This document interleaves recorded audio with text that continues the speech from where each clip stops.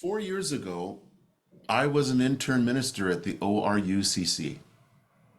On November 8th, 2020, right after the national election, I addressed this congregation with a sermon called Our National Temptation in the Dark Woods.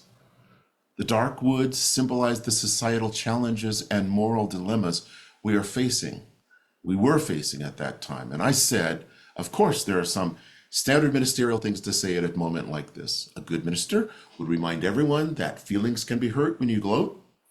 There are always two sides to any story. Compromise means no one is too badly damaged because everyone loses a little bit for the common good.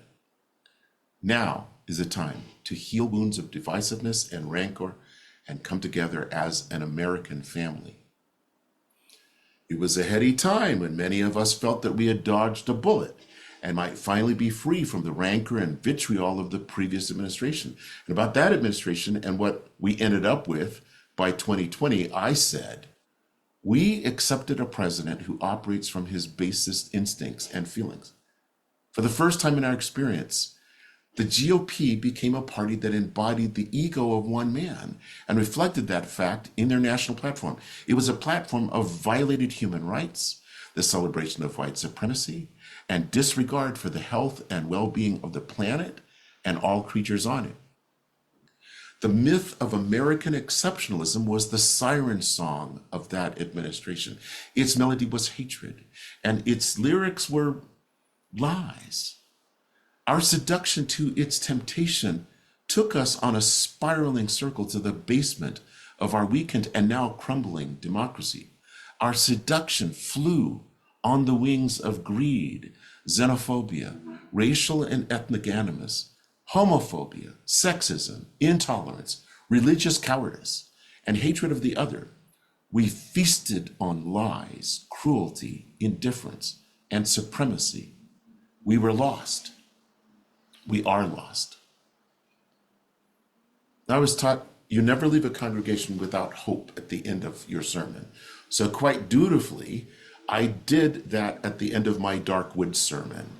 And I wrote, we have proven we can endure the despots, racist administrations, and government by insults because we are good and decent people. We've earned a reprieve by electing Biden and Harris, but we still have a long way to go. We can't sit still. But through all this, we learned we are stronger than the temptations that seek to define us. We need to get out of the dark woods, but we are Americans. So borrowing words for some pretty awesome people on an airplane, let's roll. Keep in mind that I wrote those words a little over 4 years ago. And since then, I have written and delivered many sermons about what was yet to come, even when it seemed our now president-elect was in the rearview mirror. I talked about how we were not doing enough to guard against re-entering those dark woods. Then, writings and sermons with titles like Spiritual Resilience in Times of Adversity, Church 2.1, The Weaponization of Grievance, and finally Change. I warned about the tsunami of radical change fueled by hatred, victimization, lies, mass coercion, white fragility, systemic racism, and cognitive dissonance that would eventually envelop us. And at that time, we still sat around singing Kumbaya. Since 2016, I cited solid research that shows that much of the extreme hardening of political ideology is a function of racism. For example, political scientists Stephen Miller and Nicholas Davis of Texas A&M released a study in 2016 titled White Outgroup Intolerance and Declining Support for American Democracy. Their study found a correlation between white Americans' intolerance and support for authoritarian rule. In other words, when many intolerant white people fear democracy may benefit marginalized people, they abandon their commitment to democracy. Study after study confirmed what social scientists now call the Trump effect of rising authoritarianism. In the past 4 years, I've been screaming, hey, y'all, we never left the dark woods. Now We're more lost than ever. Our monsters came with us, and they will eat us alive. In the last sermon I delivered in April 2024 to my home congregation in Lake County, California, called Change, I explained why my wife Carol and I decided to immigrate to Panama before the national election in November of this year. I discussed how the principles of evolutionary psychology were skillfully employed by the radical right to prepare an uninformed and pliable population to fundamentally change our system of government from a democracy to an authoritarian regime. Specifically, in the Change sermon, I explored how and why change can cause us to act or decline to act, especially when facing existential threats. You see, given enough time and the right circumstances, even radical, harmful change may not be perceived as a threat because we are biologically wired not to act in those circumstances. At that time, I said, it is essential to understand that all these factors are arrayed against us now. Don't think for a second that there are not very smart people at work who apply the principles of evolutionary psychology and its insights into human behavior to manipulate populations adversely. People armed with such knowledge exploit our biological limitations to subvert our society for their gain. To illustrate the point about radical change over time, I asked, 25 years ago, could you imagine it possible that we Americans might re-elect a twice impeached person convicted of being liable for rape and fraud and who faces serious and credible criminal charges ranging from leading a nationwide insurrection to election interference? Mind you, I asked that question before the twice impeached person was found guilty of 34 counts of felony for election interference. The 19th century French philosopher Joseph Maistre wrote, "Every nation gets the government it deserves." The fact that Maistre was a staunch monarchist aside, his words ring true today. 54 days ago, our nation got the government it deserves. The fact that most of us did not even bother to vote, and many voted against their own interests, is a testament to the brilliance of the architects of the demise of our democracy. In April of this year, I wrote, "I believe the pendulum of change towards a dangerously far-right ethos in our country is happening too quickly and powerfully for most of us to comprehend. Regardless, these changes are inevitable, and they will be as profound as any faced by pre-Nazi and pre-fascistic populations in the last century. The people engineering this change have been at it for a very long time. They have not merely hoped for this change.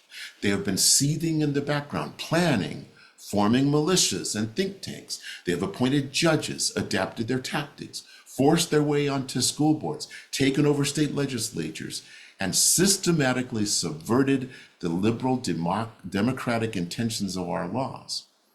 They have promulgated messages of hatred and victimization. They told the big lies because they understand the psychology of mass coercion works best that way. Cognitive dissonance matures into obedience when those big lies are allowed to metastasize.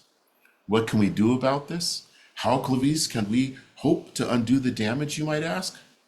Well, I think it's too late to change the tide. Before I left in September, I told anyone who would listen, if you have a closet to hide in it. Unfortunately, my skin color does not provide me with any closets. From my perspective as a keen student of history, I determined that being a Black intellectual, radical left social justice, UU minister, artist, musician, leftist professor, atheist, and all-around pain in the butt, I had too many targets painted on my Black back to stay in this country. Like many dissenters before me, I believe I can do the most good by continuing my social justice work where I can be safe. So enough of the doom and gloom. I told you I was taught to offer hope in a sermon, so here it is. I will now borrow extensively from my change sermon to expand on a concept that I call lasting, L.A.S.T.I.N.G, as a way to navigate through the very difficult times ahead. Here's something to consider. The people who have made these changes to our nation have done so because they are hateful. They wish people to be disconnected from one another. They adapted to the environment of liberalism, which they despised. They then set about systematically to subvert the liberal democracy they found so offensive. They have succeeded in creating a movement to fundamentally transform our society into one that will preserve their notion of white dominance. So my proposal for countering this anti-liberal, anti-democratic movement that is sweeping like wildfire across this nation and across the world is simple in concept. It is inspired by Christianity, and it's guaranteed to bring our planetary civilization into proper alignment. Back in April, I asked people to remember this acronym because I was running out of time in the sermon. LAST, L-A-S-T, love, adapt, subvert, transform. Love the people who hate you. Love all people through connection and work against forces that seek to disconnect us from one another. Love the planet and work against forces that seek to exploit it. Adapt to profound changes when they occur. Do not martyr yourself. Hide in whatever closet is closest. Get a flag and wave it proudly from your house. Change your party affiliation to the dominant party if that's possible, and then vote for liberal causes and candidates during an election when that's possible. Blend in. You may not need to go back to celebrating Thanksgiving with people who don't understand the fuss. Now, I'm not saying that you have to eat meat if you're a vegetarian. Bring your own food and offer it in the spirit of celebrating differences among us. Subvert any system that seeks to maintain power through hatred and division. Undermine it in every way possible while preserving human life, including your own.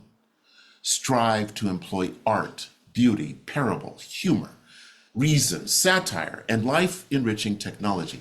Promote messages of human connection, justice, and love. Provide education that uplifts the human spirit rather than that which promotes fear. Be constantly aware that your ideals may now counter the power structures governing our nation. So you might need to go underground, maintain secrecy, protect the safety of others, and above all, do not underestimate the ferocity of the people intent on punishing you for what they consider your transgressions against them. Transform the society around you into one that celebrates freedom, promotes liberty, and honors the rights of all people as equal members of the human family.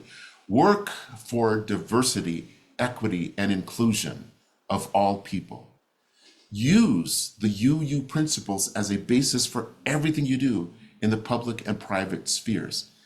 Speak your truth boldly while you continuously listen to the truth of others. Now to last, L-A-S-T, I add the following.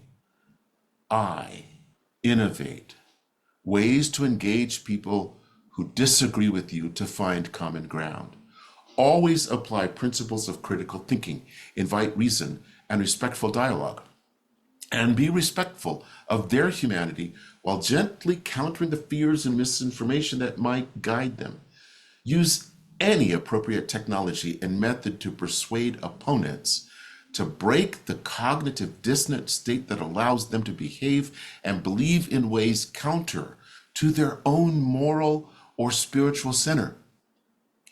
Always consider them an opponent, because until they truly embrace the interconnected web of existence our UU principles espouse, they will be dangerous to our cause of love, adaptation, subversion, and transformation. Nurture, N, our fifth UU principle, the right of conscience and the use of democratic process within our congregations and society, you will undoubtedly encounter people in this new era who genuinely don't understand how democracy works or the duty each citizen has to maintain it. What can you expect when civics is not taught in school for 2 generations? Now, I call myself a constitutional pluralistic democratarian, just to mix things up. I'm constitutional because I believe in just laws instituted and upheld by a written document that guarantees how those laws are administered fairly and equitably in a society. I am pluralistic because I recognize more than one ultimate principle and advocate for a system where 2 or more states, groups, principles, sources of authority, etc., coexist equally. I am a democratarian, an admittedly made-up word, because I wish to be clear that I stand in direct opposition to the authoritarian philosophy of government. Finally, in lasting, grow. Grow a more just, open, and equitable society based on humanitarian principles. It is possible to grow such a society amidst violence, hatred, inhumanity, cruelty, and indifference by transforming adversity into an opportunity for deeper connection and action. Mind you, this might take a long time. But growth begins with individuals and communities embracing the principles of inclusion and mutual respect. Networks of solidarity must be formed, even if clandestinely, that challenge oppression and injustice. Equality-based education, accurate portrayal of historical oppression, and narratives that address systemic inequalities will eventually lay the foundation for healing and the renewal of democratic principles. The most challenging thing will be establishing grassroots movements and visionary leadership in a time of governmental repression. The kind of subversion I talk about must be employed to foster a culture of accountability where violence and cruelty are met with the resistance through nonviolence, dialogue, and systemic reform. Such a society can shift cultural norms towards compassion and shared responsibility by amplifying the plight of the marginalized and celebrating acts of kindness and courage. That appeal to decency and kindness was done during the civil rights era in the United States, and it can be done again. Growth is achieved not by shirking the challenges, but by actively confronting them in any way possible with unwavering dedication to building a world that reflects every person's inherent worth and dignity. Do you want to know how to overcome the tsunami of radical change that is upon us? Then practice lasting through diversity and adversity. Through adversity. Lasting, L.A.S.T.I.N.G. Keep this simple yet powerful acronym in your mind: to love, adapt, subvert, transform, innovate, nurture, and grow against all systems based on hatred and oppression. Again, I say to you, like I did 4 years ago, we can't sit still. Through all this, we will learn we are stronger than the temptations that seek to define us. We need to get out of the dark woods because we are Americans and not whimpering, docile, frightened sheep. So borrowing words from some pretty awesome democracy-loving people who died on an airplane on 9/11, and adding to that the voices of all the brave Americans who fought and died for this precious democracy that is our birthright, I say, let's roll. Namaste.